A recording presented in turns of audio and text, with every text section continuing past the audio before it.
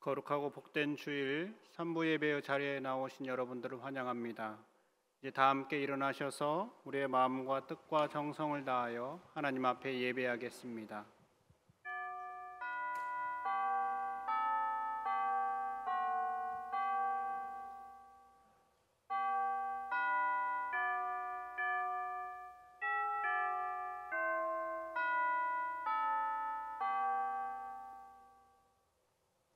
우리 주 예수 그리스도의 아버지 하나님을 찬송하리로다. 그의 많으신 긍휼대로 예수 그리스도를 죽은 자 가운데서 부활하게 하심으로 말미암아 우리를 거듭나게 하사 산 소망이 있게 하시며 썩지 않고 더럽지 않고 쇠하지 아니하는 유업을 잊게 하시나니 곧 너희를 위하여 하늘에 간직하신 것이라.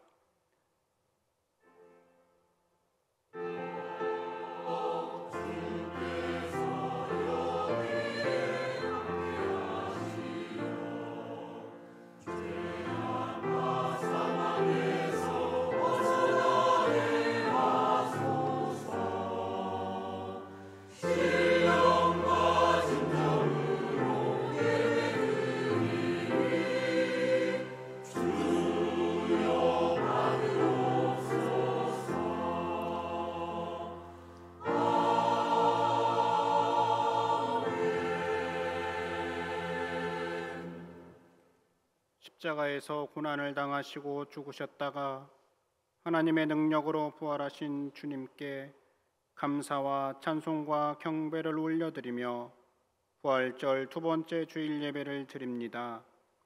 영광을 받으시기에 합당하신 하나님 아버지, 이 시간 부활의 감격을 안고 마음과 뜻과 정성을 다해 드리는 우리 예배를 기쁘게 받아 주시옵소서.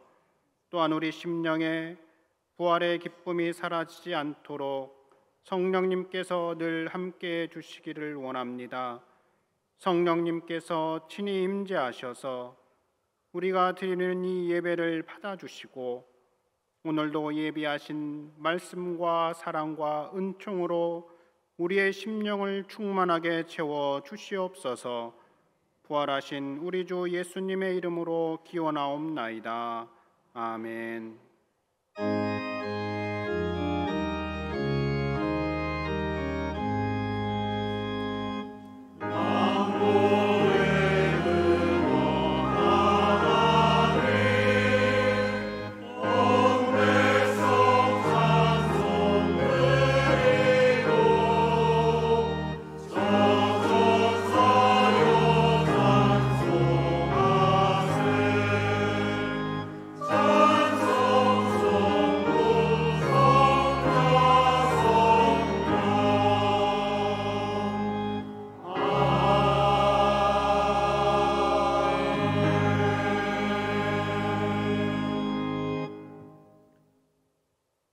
하나님이여 나를 지켜주소서. 내가 주께 피하나이다.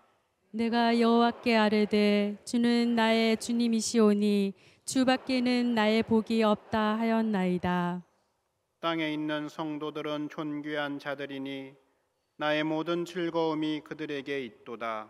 다른 신에게 예물을 드리는 자는 괴로움이 더할 것이라. 나는 그들이 드리는 피의 전제를 드리지 아니하며 내 입술로 그 이름도 부르지 아니하리로다.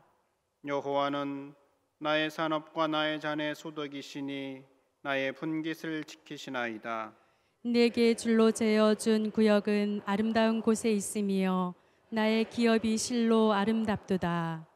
나를 훈계하신 여호와를 송축할지라. 밤마다 내 양심이 나를 교훈하도다. 내가 여호와를 항상 내 앞에 모시며 그가 나의 오른쪽에 계심으로 내가 흔들리지 아니하리로다. 아멘. 나는 전능하신 아버지 하나님 천지의 창조주를 믿습니다. 나는 그의 유일하신 아들 우리 주 예수 그리스도를 믿습니다. 그는 성령으로 잉태되어 동정녀 마리아에게서 나시고 본디오 빌라도에게 고난을 받아 십자가에 못 박혀 죽으시고 장사된 지 사흘 만에 죽은 자 가운데서 다시 살아나셨으며 하늘에 오르시어 전능하신 아버지 하나님 우편에 앉아 계시다가 거기로부터 살아있는 자와 죽은 자를 심판하러 오십니다. 나는 성령을 믿으며 거룩한 공교회와 성도의 교제와 죄를 용서받는 것과 몸의 부활과 영생을 믿습니다. 아멘.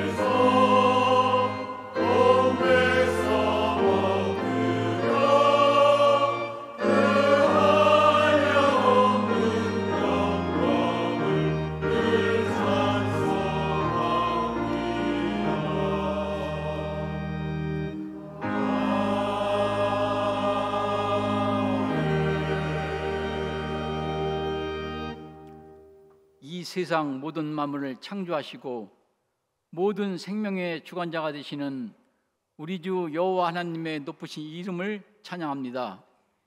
이 시간 사랑하는 주님 앞에 온 마음을 모아 예배를 드리오니 이곳에 모인 모든 심령들 위에 은혜의 단비를 내려 주옵소서. 하나님을 온전히 경외하며 찬양하는 마음들로 하나가 되게 하시고 주님 앞에 영광을 누리는 귀한 예배되게 하옵소서. 살아계신 하나님 아버지, 그동안 코로나 팬데믹 상황으로 인하여 사상 유례 없이 교회가 폐쇄되고 모여서 예배를 드리지 못하는 안타까운 상황 등의 어려움도 겪었지만 하나님 은혜로 슬기롭게 잘 이겨내게 하셨으니 감사합니다. 이제는 마음껏 교회에 모여 예배하며 언제 보아도 반가운 얼굴들과 행복한 만남을 갖게 하시니 감사합니다. 주일이면 함께 모여 목소리 높여 하나님을 찬양하고 기도하고 말씀 듣고 하던 지극히 평범했고 당연시해왔던 우리의 일상이 얼마나 감사하고 행복하고 소중한 시간이었음을 깨닫게 해주시니 감사합니다. 그동안 감사하지 못했음을 회개합니다. 기도하지 못했음을 회개합니다. 또 기도는 했을지라도 적당히 기도했음도 회개합니다.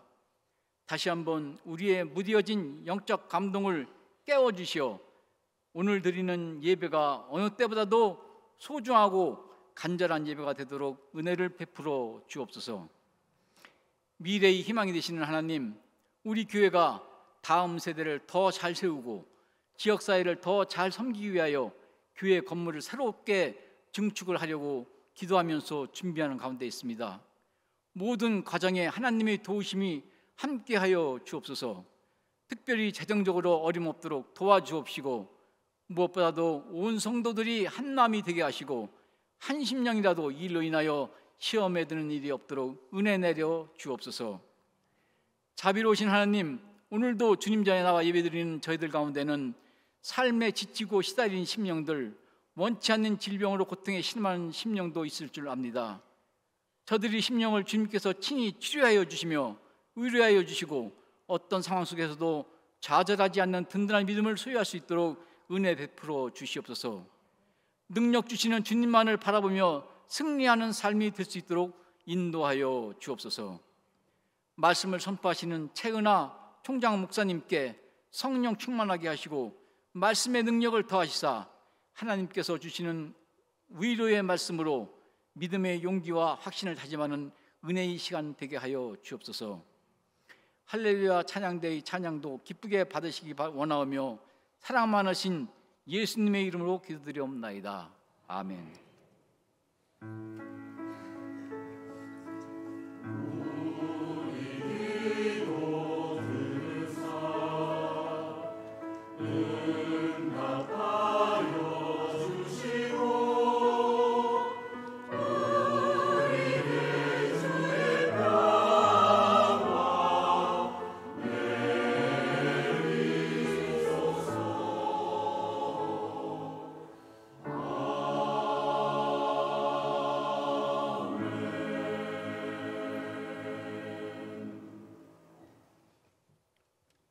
오늘 하나님께서 우리에게 주시는 말씀은 창세기 37장 18절부터 28절까지의 말씀입니다.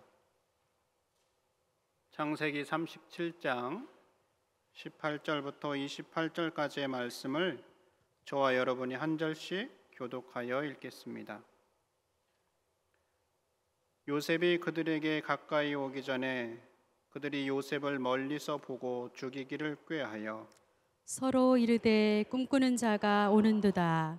자 그를 죽여 한 구덩이에 던지고 우리가 말하기를 악한 짐승이 그를 잡아먹었다 하자 그의 꿈이 어떻게 되는지를 우리가 볼 것이니라 하는지라. 르우벤이 듣고 요셉을 그들의 손에서 구원하려 하여 이르되 우리가 그의 생명은 해치지 말자. 르우벤이 또 그들에게 이르되 피를 흘리지 말라. 그를 광야 그 구덩이에 던지고 손을 그에게 대지 말라 하니 이는 그가 요셉을 그들의 손에서 구출하여 그의 아버지에게로 돌려보내려 함이었더라. 요셉이 형들에게 이르매 그의 형들이 요셉의 옷 곧 그가 입은 채색 옷을 벗기고 그를 잡아 구덩이에 던지니 그 구덩이는 빈 것이라 그 속에 물이 없었더라. 그들이 앉아 음식을 먹다가 눈을 들어 본즉 한 무리의 이스마엘 사람들이 길르앗에서 오는데 그 낙타들의 향품과 유향과 모략을 싣고 애굽으로 내려가는지라. 유다가 자기 형제에게 이르되 우리가 우리 동생을 죽이고 그의 피를 덮어둔들 무엇이 유익할까? 자 그를 이스마엘 사람들에게 팔고 그에게 우리 손을 대지 말자. 그는 우리의 동생이요 우리의 혈육이니라 하매 그의 형제들이 청종하였더라. 함께 읽습니다. 그때 미디안 사람 상인들이 지나가고 있는지라 형들이 요셉을 구덩이에서 끌어올리고 은 20에 그를 이스마엘 사람들에게 팔매 그 상인들이 요셉을 데리고 애굽으로 갔더라. 아멘. 할렐루야 찬양대 찬양 읽겠습니다.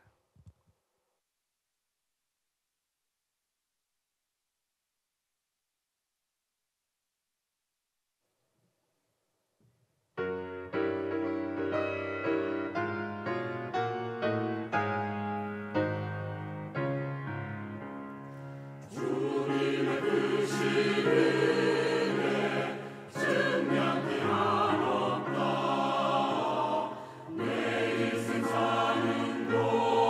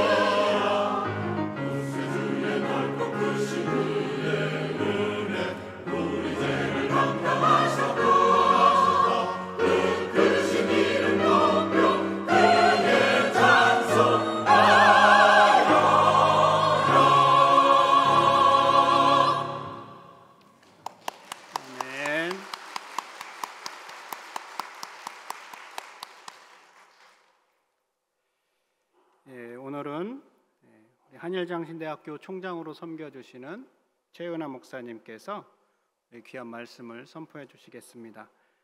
목사님께서 오래전에 우리 온양제일교회 교육 전도사로도 섬기셨었고, 또 온양농화교회 및 온양농화교회 개척 및 또 담임 목회를 하셨었습니다. 광야 구덩이와 형통이라는 제목으로 또 말씀을 전해 주실 때 큰 은혜의 시간이 되기를 바랍니다.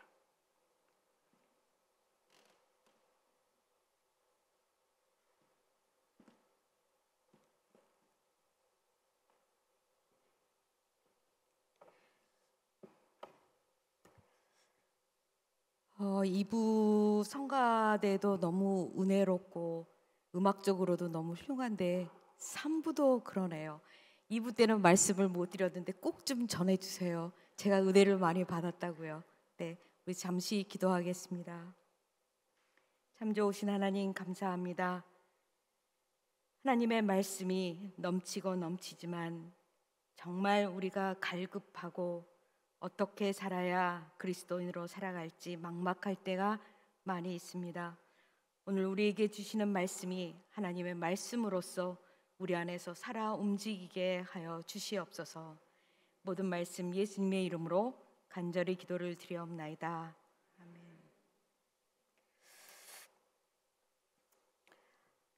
조금 전에 저를 온양제일교회 교육전도사로 그리고 온양농화인교회 개척 목회자로 소개를 해 주셨는데요. 이 교회가 원래 있었던 온양 시내, 아산이라는 말이 제 입에 잘 안 붙네요. 온양 시내에 있을 때에 그러니까 1978년이죠. 1978년에 우연히 만난 농화인들 5명에게 제가 제일 못하는 것 중에 하나가 전도를 잘 못해요. 그래서 저 5명의 농화인들에게 내가 예수를 전하고 세례를 받게 하면 평생 전도 안 하고 살아도 하나님 앞에 갈 때 조금 덜 미안하겠다, 이런 생각에 그 5명 농화인들에게 복음을 전하고 그들에게 그 말씀을 제가 수화를 조금 할 수 있어서 할 수 있는 범위 내에서 할 수 있겠다 싶어서 시작한 교회는 아니었고 예배 모임이었는데 이 충청남도에 농화인 교회가 없었던 탓에 그 당시에 농화인들이 갑자기 많이 몰려들기 시작해서 많게는 40명, 50명씩 모이게 되었는데 그 모이는 장소가 없어서 온양제일교회 목회하시던 김충현 목사님에게 장소를 부탁해서 그 당시에 사택 옆에 있었던 아주 노후한 그 주택에서 예배 모임을 한 것이 결국 1978년 그 온양농화교회의 출발이 되었고, 그러면서 제가 일단 오후에 그게 뭐예요? 왜냐하면 모든 농화인들이 멀리서 오니까 버스 타고 이렇게 오니까 오후에 모이니까 오전에는 그 주일학교를 하면 어떻겠냐고 해서 제가 교육전도사로 오전에는 섬기고 오후에는 농화인 교회를 이렇게 시작을 하게 되었죠. 그래서 제가 한 6년 정도 온양농화인 교회를 온양제일교회 안에서 목회를 본의 아니게 했는데, 생각해 보니까 그때가 제가 22살이었어요. 78년도였는데 그러니까 우리가 나이를 먹으면 옛날에 어쨌지 이런 생각을 하게 되는데, 제가 97년부터 2020년 그 총장을 시작하기 전까지 구약학 교수로 한일장신대에 근무를 했었습니다. 그래서 신학과 학생들을 가르치면서 제가 이렇게 가끔 들여다보면 20살, 제가 볼 때는 아직 젖을 안 뗀 그 어린 아이 같은 거예요. 근데 어떻게 농화인들이 나를 전도사로 생각을 했고 따라 주었을까? 왜냐하면 그 당시에 농화인들은 한 40대 50대가 많았거든요. 새파란 아이, 그야말로 요즘의 20대 아이들은 뭐냐면 학교에 관련된 일을 본인이 교수나 아니면 직원들한테 얘기를 해야 되는데 오히려 부모에게 얘기해서 부모가 저에게 전화하는 경우가 뭐 자주는 아니지만 한 학기에 한두 번은 꼭 있습니다. 이를테면 본인이 과제물을 못해서 성적 처리가 안 될 때 학부모가 저에게 엄마가 전화를 해요. 여차여차해서 뭐 아팠다 뭐 등등의 얘기를 하면서 과제물 기한을 좀 연기해 달라. 장학금을 못 받으면 학교를 못 받으니 못 다니게 되니 그 성적을 좀 올려달라. 뭐 이런 등등의 전화를 할 때마다 본인 학생이 하면 좋겠다고 제가 이제 그렇게 해서 전화를 끊는 경우가 있습니다. 그래서 저는 뭐냐면 우리가 흔히 얘기한 마마걸, 뭐 파파걸, 뭐 보이라고 하는 거를 20대의 그 젊은이들에게 보면서 그때 내가 전도사여서 교회를 했고 교회 장소가 비좁아서 교회 69평을 구입을 했고 저 현충사 가는 길에 500평을 모금을 해서 그때 교회를 그 후임자에게 남겨주고 저는 28살에 유학을 간다는 걸로 떠났는데 그러니까 굉장히 저는 의아해요. 제가 얘기하면서 내가 거짓말을 하는 건 아닌가. 예. 근데 이제 여기에 어르신들이 그때 저에게 밥도 많이 해주시고 또 저에게 격려도 많이 해주시고 때로는 이런 분들이 고인이 되신 분도 있고 아직도 이렇게 연락을 가끔씩이나 하는 뭐 권사님, 장로님도 계신 걸 보면 제가 거짓말을 하는 것 같진 않아요. 예. 그래서 제가 설교 준비를 하면서 제가 6년 동안 온양농아인 그 교회가 교회되게 할 수 있었던 가장 큰 힘은 온양제일교회가 우리 농아인들을 품어주었고 그리고 함께 신앙생활을 할 수 있도록 여러 가지 배려를 했기 때문이다. 저는 처음에 그거를 생각하지 못했는데 시간이 흘러가면서 온양제일교회의 어르신들과 여기에 계셨던 여러분들과 그리고 지금도 다양한 방식으로 선교와 구제와 여러 봉사활동을 하는 우리 온양제일교회 성도들에게 이렇게 설교라고 하는 이런 기회의 자리에 정말 감사하다고 덕분이라고 이렇게 먼저 설교하기 전에 인사를 드려야 할 것 같습니다. 참 감사드립니다. 지금 온양농아인교회가 45주년인가 6주년이에요. 그러니까 거의 50주년이 이제 가까운 그런 세월 동안 있으면서 온양농아인교회가 전국에 한 20개 되는데 그런 교회 중에서 자기 건물을 갖고 자립하는 교회가 몇 개 되지 않아요.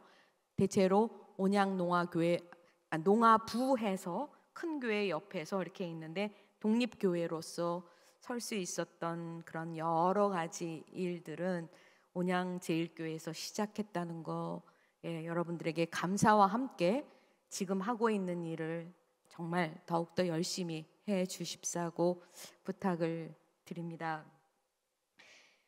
저는 오늘 요셉의 이야기를 통해서 오늘 우리에게 주시는 하나님의 말씀이 무엇인가를 한번 생각해 보고자 합니다. 요셉 이야기는 참으로 유명하고 많은 사람들이 좋아해요. 창세기가 50장까지 있는데 50장 중에서 무려 37장에서 50장까지 요셉 이야기를 쭉 하고 있습니다. 창세기는 구약성경의 맨 앞에 있기도 하지만 구약성경 전체 39권의 제일 서론 부분이라고 할 만큼 아주 중요한 그 책입니다. 거기에서 4분의 1을 요셉에게 지면을 할애하고 있다라고 하는 것은 후대인들이 얼마나 많이 요셉에 대해서 그 중요하게 여기는가라고 하는 그 부분을 우리가 알 수가 있죠. 서양에서도 요셉이라고 하는 이름이 굉장히 많이 있고 한국 사람들도 자손들에게 요셉 혹은 요섭이라는 이름을 많이 지어주는 것을 보면 우리 신앙인들에게 있어서도 요셉이 갖고 있는 의미가 결코 작지 않다라는 것을 알 수가 있습니다. 요셉은 아버지 야곱의 12아들 중에 11번째 아들로서 야곱이 가장 사랑하는 아내 라헬이 어렵게 낳은 첫 번째 아들입니다. 물론 아버지로서는 11번째 아들이지만 부인 라헬로서는 첫 번째 아들이지요. 그렇게 어렵게 얻은 아들이기에 요셉에 대한 야곱의 사랑은 아주 각별했습니다. 모든 다른 아들은 일하러 가도 요셉은 끼고 있고, 그리고 남들과는 다른 채색옷, 그러니까 그 당시에는 아마 염색의 기술이 발달되지 않은 상태여서 다른 형제들보다 더 좋은 옷을 입혀서 편애가 아주 극심했다라고 하는 것을 알 수 있는데, 아버지의 편애만큼 형제들의 시기와 질투는 죽이고 싶을 만큼 결코 작지 않았던 것을 우리가 알 수가 있습니다. 그래서 요셉이 혼자 그들에게 간식거리를 갖다 주었을 때 죽이려고 작심을 했고 계획까지 세웠으나 맏형인 루벤의 계획 아래 겨우 생명은 부지할 수 있게 되었고, 그리고 생명을 건드리지 말라는 이러한 이야기가 형들에게 공감을 사면서 결국 그 옆을 지나가는 상인에게 요셉을 노예로 팔게 되었습니다.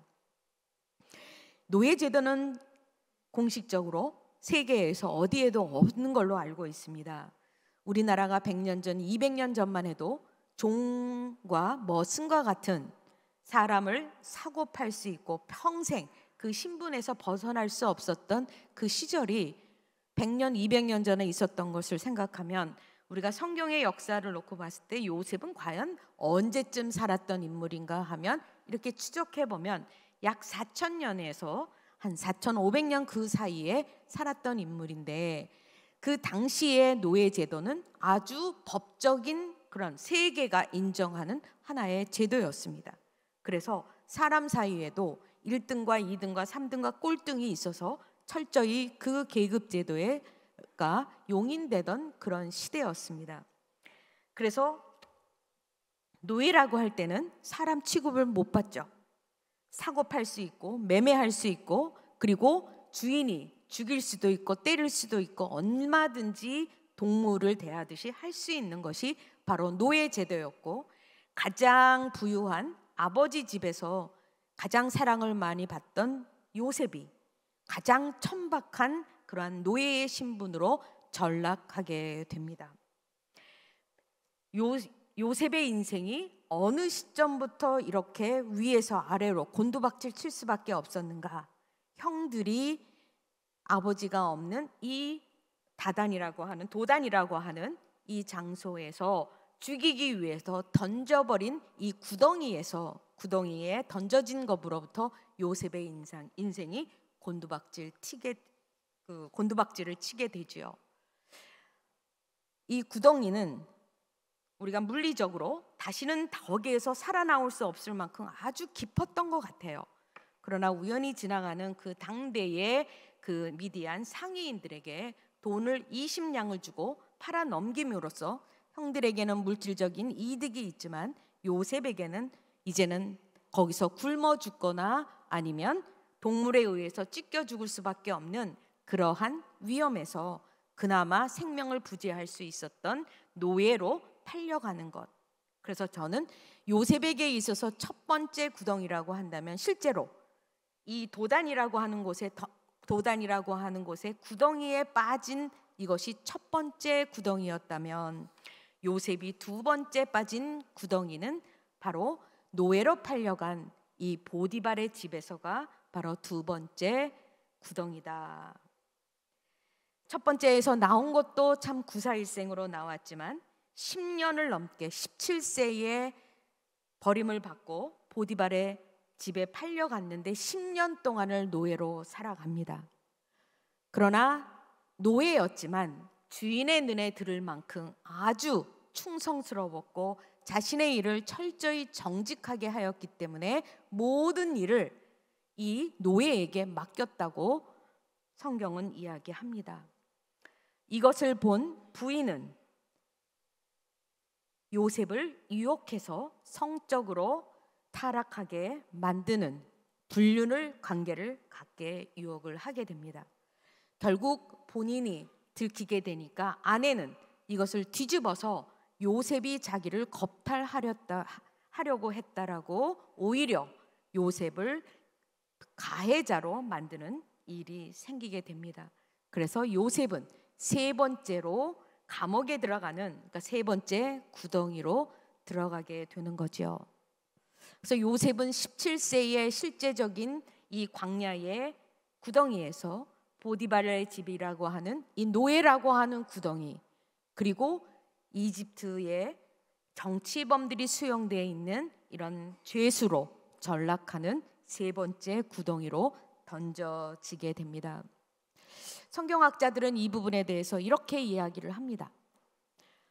감히 노예가 주인의 부인을 겁탈하려고 했는데 그 벌로 감옥에 갔다는 것은 조금 이해하기 어렵다. 그 정도의 죄값이라고 하면 어떤 가혹한 처벌로라도 죽일 수 있었다는 걸 생각해 본다면 아마도 보디발은 유혹하거나 겁탈하려고 했던 것은 요셉이 아니라 내 부인이었을 것이라고 아마 생각했을 것이다. 그런데 부인을 욕되게 하기도 그렇고, 그렇다고 해서 벌을 안 주게 되면 또 거기에 대한 문제가 생기니까 차라리 본인은 알면서도 요셉을 감옥에 보내는 걸로 무마를 하려고 한 것이 아닐까라고 성경학자는 이야기하는데, 그것이 훨씬 설득력이 있습니다. 물론 성경에는 그렇게 돼 있지 않아요. 아내를 겁탈하려고 했던 그 벌로 감옥에 가게 되었다라고 이야기하는데, 노예라고 하는 신분이 그렇게 감옥에 갈 만큼 그 죄가 가볍지 않습니다.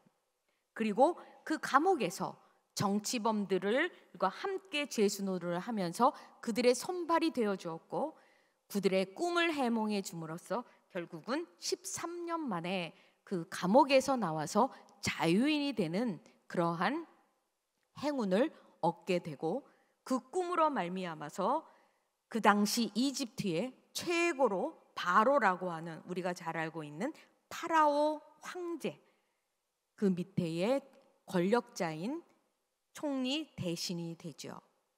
왕족도 아니었고 귀족도 아니었고 이집트 사람도 아닌 그야말로 다문화 출신의 어디에 본 적이 있는지도 알 수 없는 요셉이 바로의 눈에 들어서 최고의 권력자에 들었다라고 하는 것은 결코 쉬운 일은 아니었을 거라고 생각이 듭니다.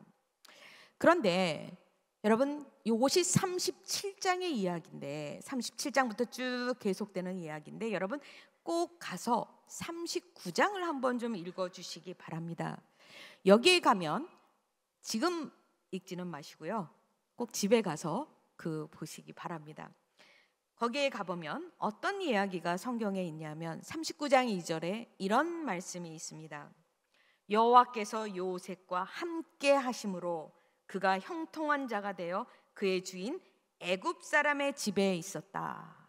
애굽 사람의 집에 있었다라는 것은 노예로 있었다는 이야기인데, 노예로 있었던 것이 형통한 사람이었다라고 이렇게 이야기합니다.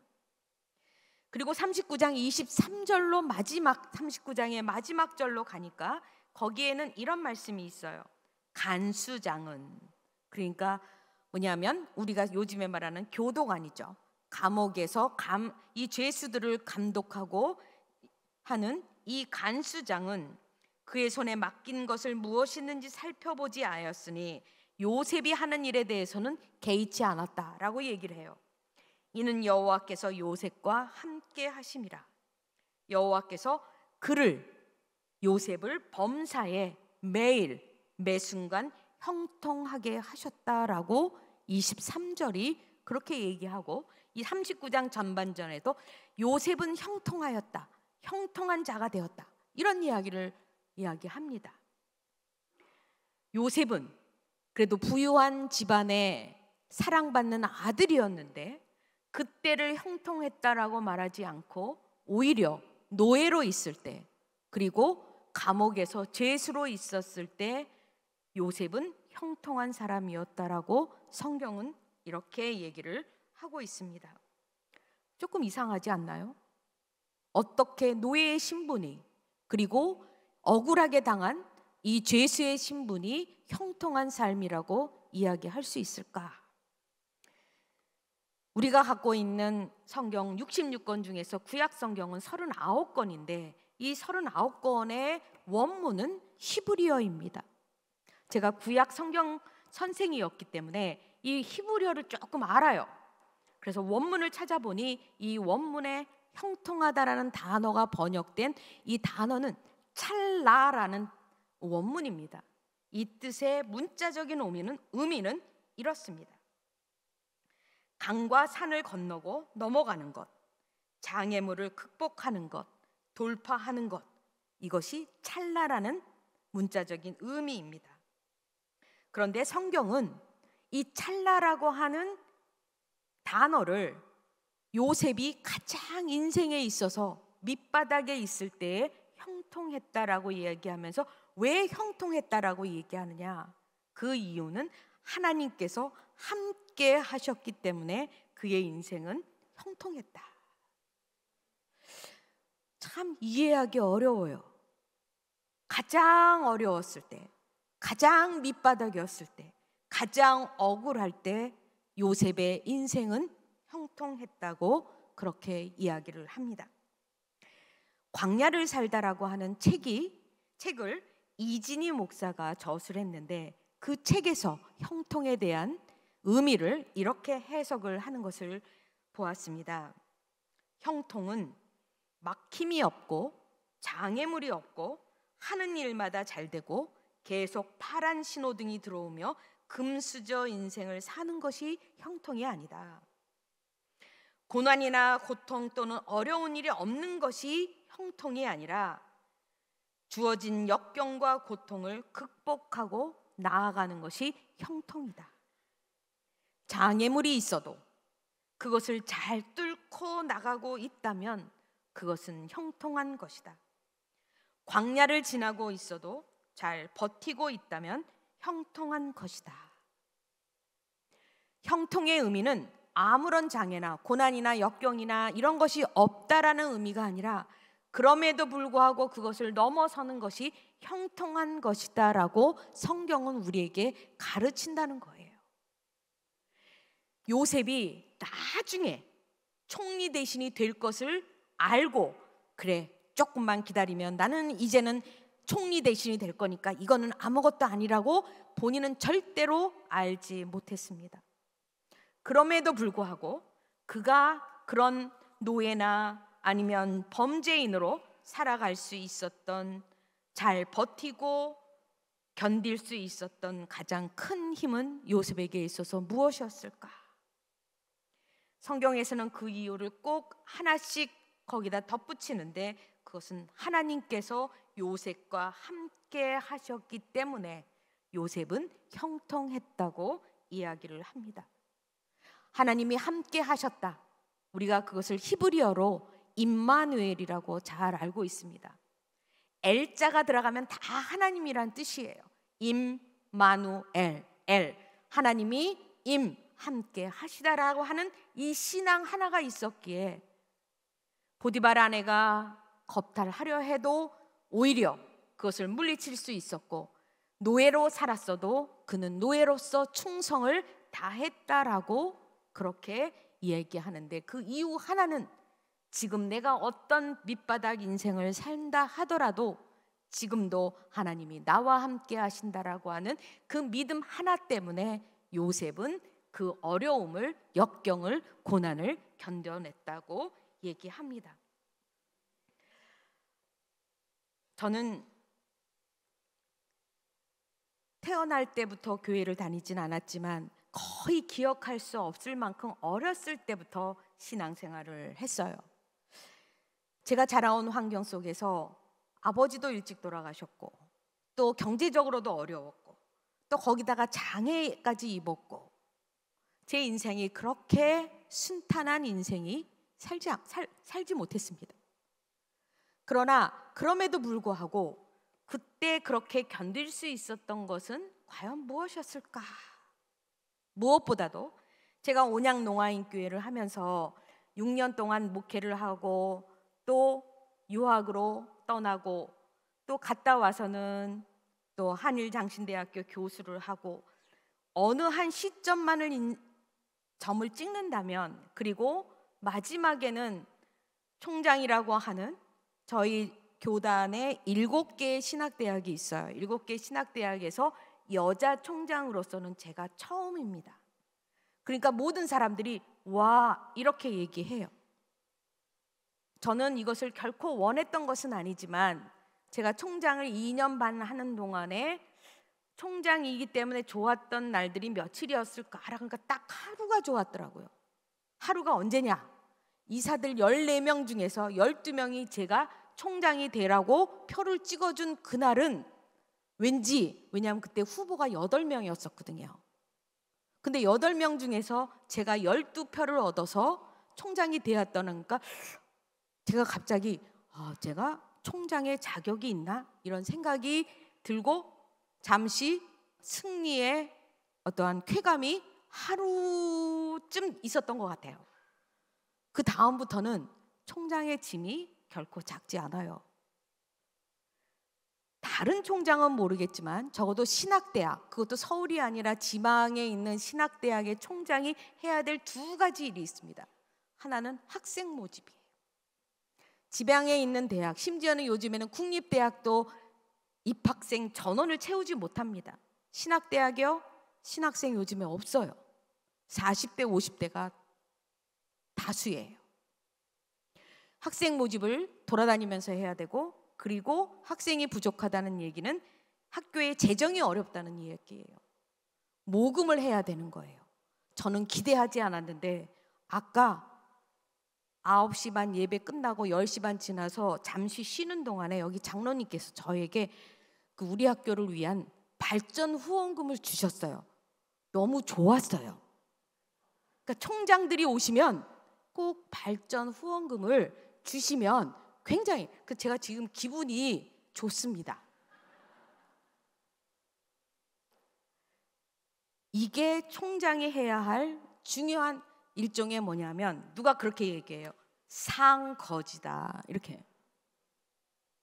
저에게 제가 배고파서 커피 한 잔, 밥 하나를 얻어, 나 밥 좀 줘, 커피 한 잔 사줘, 이렇게 해본 적이 없었는데, 교회를 위해서, 온양농아인 교회를 위해서, 한일장신대를 위해서 우리 학교에 좀 후원 좀 해주세요, 이런 이야기는 굉장히 뻔뻔스러울 만큼 제가 얼굴이 두꺼워요. 그냥 얘기해요. 왜냐하면 그게 제가 해야 할 일이니까. 그래서 뭐냐면, 그렇게 하는데 잘 되면 좋은데 잘한다 못한다 말이 참 많아요. 그래서 총장 2년 반 동안에 가장 좋았던 하루 빼놓고는 이 총장의 일은 이게 할 일이 아니다. 하나님이 시키니까 하지만 이거를 알고는 자발적으로 하기 어렵다. 그래서 지방대학의 총장들이 모여서 하는 얘기가 있어요. 재임 말도 꺼내지 마라. 다시는. 그래서 요즘에 지방에 있는 신학교나 아니면 사립대학은 재임하는 일이 거의 없습니다. 이게 이제 대학의 아주 척박한 현실이에요.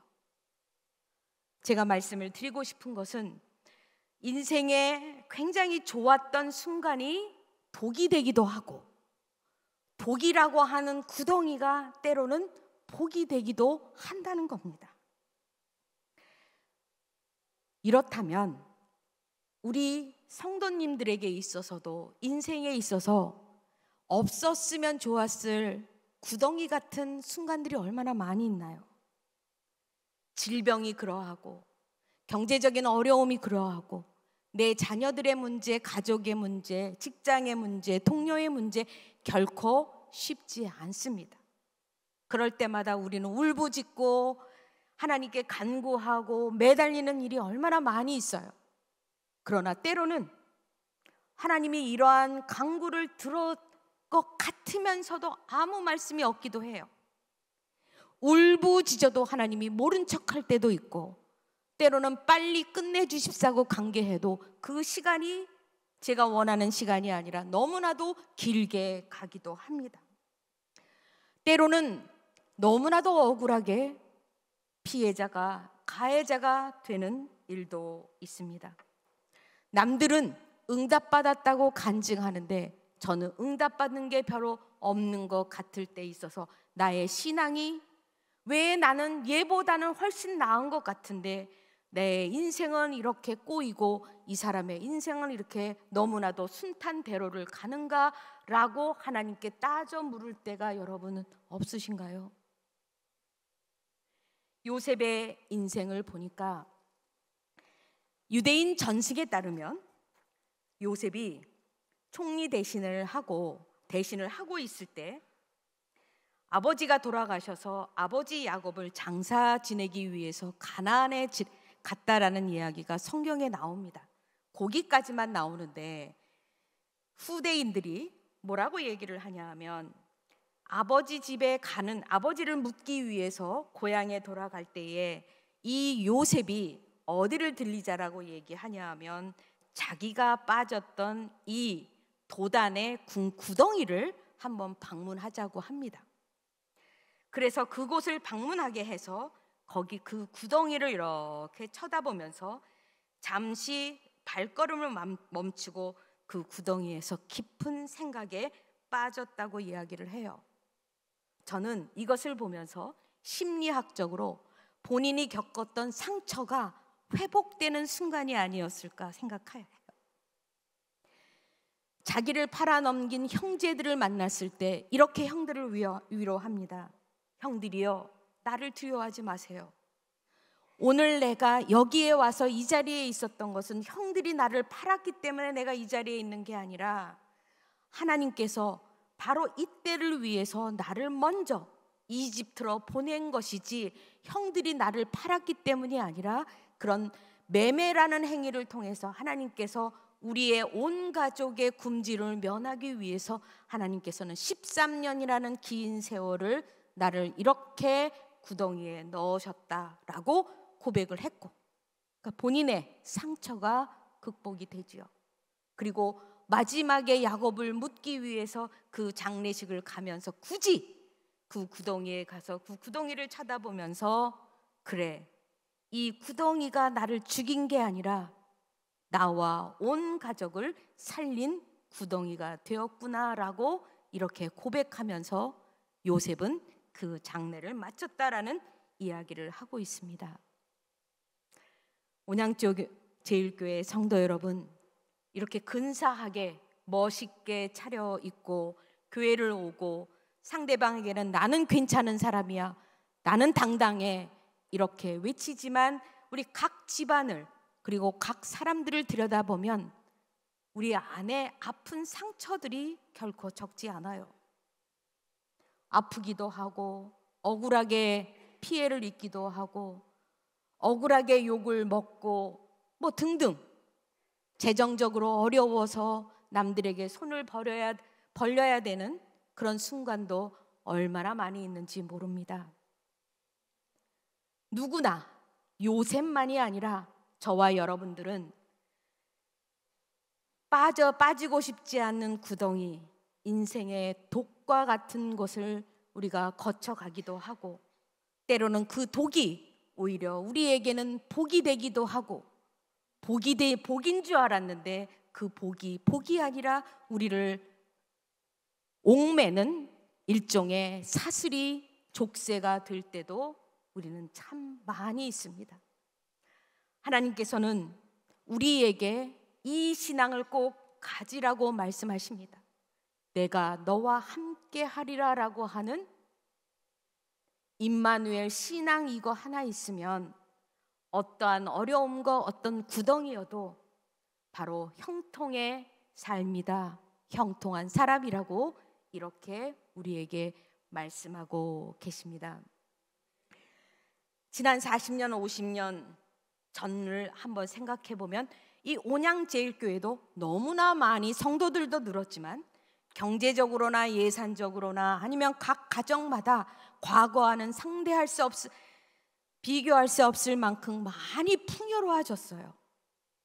그러나 가만히 들여다보면 행복 지수에 있어서나 아니면 우리가 OECD 국가 중에서 가장 자살률이 많다라는 이야기는 우리는 수 없는 복이 때로는 많은 독 역할을 하고 있다는 것을 부인하기 어렵습니다. 우리에게는 젊었을 때 한 가지 목표가 있었어요. 열심히 살면, 열심히 기도하면, 열심히 교회 다니면 하나님이 우리에게 복을 주실 것이다.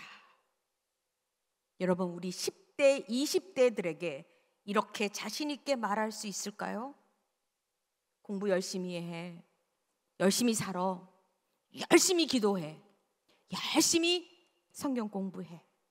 그러면 우리의 인생은 탄탄대로로 쭉쭉 빵빵으로 나갈 거야 라고 자신 있게 말하기에는 왠지 우리는 석연치 않은 부분들이 굉장히 많이 있습니다. 그러나 그럼에도 불구하고 하나님께서 우리에게 보여주시는 증거가 있다면 우리의 구덩이도 때로는 이것이 형통하는 하나의 길이 되고 우리의 복도 때로는 독이 되니 항상 주님과 함께 한다라고 하는 이 신앙 가운데서 어떠한 상황에서도 그 상황을 견디고 인내하고 넘어서라. 그러면 형통한 사람이 될 거라고, 형통한 사람이라고 이렇게 말씀하고 있습니다. 저는 우리 젊은이들에게 무엇을 가르쳐 줄 수 있을까? 여러분들이 여유가 있어서 많은 물질을, 많은 기회를 주는 것도 굉장히 중요하지만 우리 자녀들에게, 우리 젊은 세대들에게 줄 수 있는 딱 하나가 있다면, 야곱이 잘했던 것 딱 하나가 있다면 어떠한 상황에서도 하나님이 나와 함께 하신다라는 그 믿음의 신앙을 요셉에게 주었기 때문에 요셉은 진짜 요셉이 될 수 있었다라고 하는 이 교훈을 오늘 말씀 속에서 다시 한번 우리 삶의 고백이 되기를 바랍니다. 기도드리겠습니다. 참 좋으신 하나님, 감사합니다.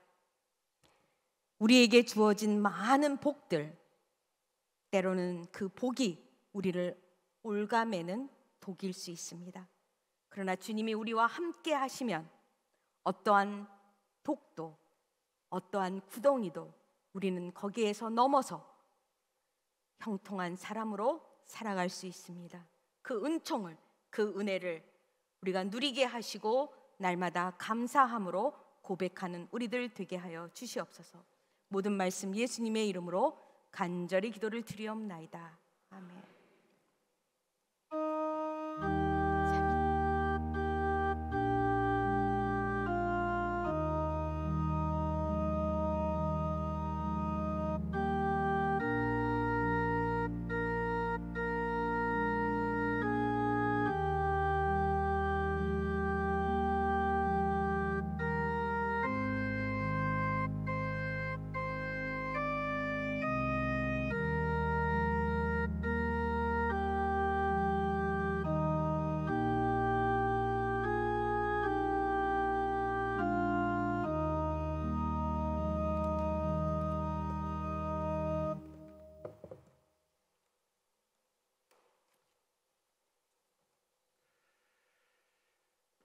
하나님 아버지, 하나님의 은혜로 살아온 우리가 이 시간 하나님께 감사한 마음으로 귀한 예물을 드립니다.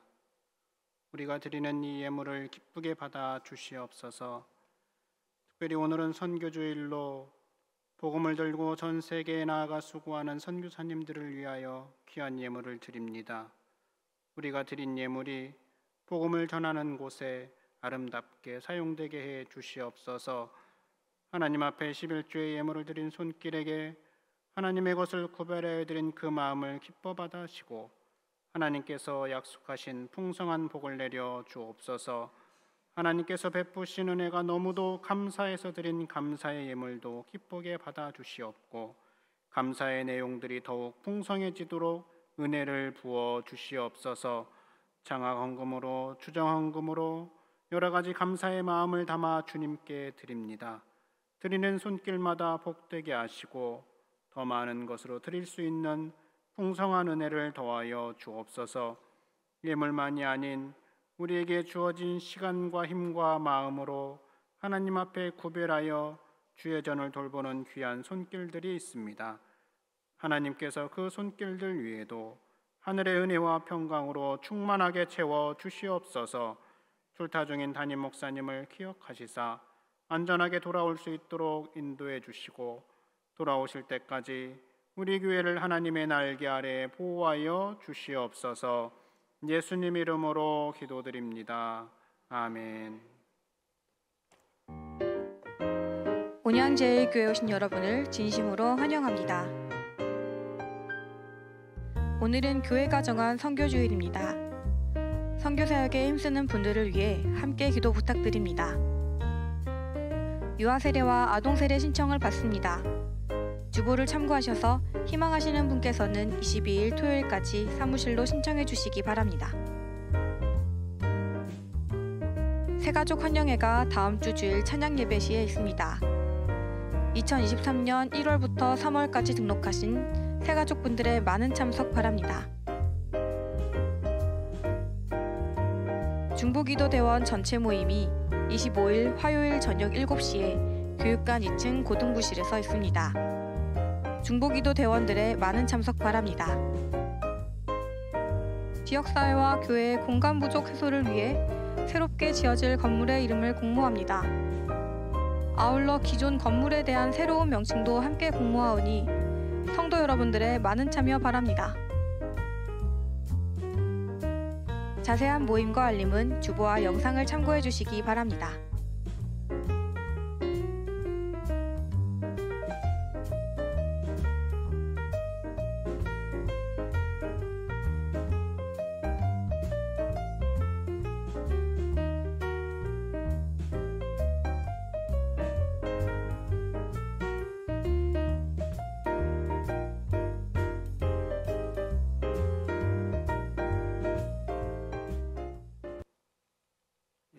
감사합니다. 오늘 말씀을 전해주신 우리 최은하 목사님께 감사를 드리고 특별히 저희가 해드릴 수 있는 건 없고 오늘 말씀 잘 들었습니다. 또 총장님을 위해서 기도하겠습니다. 이러한 마음을 담아서 우리 큰 박수로 한번 격려해 주시겠습니다.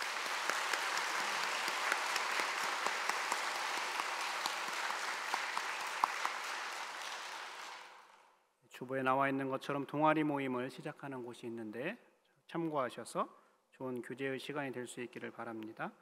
유아세례와 아동세례 신청받고 있으니까 참고해 주시고요.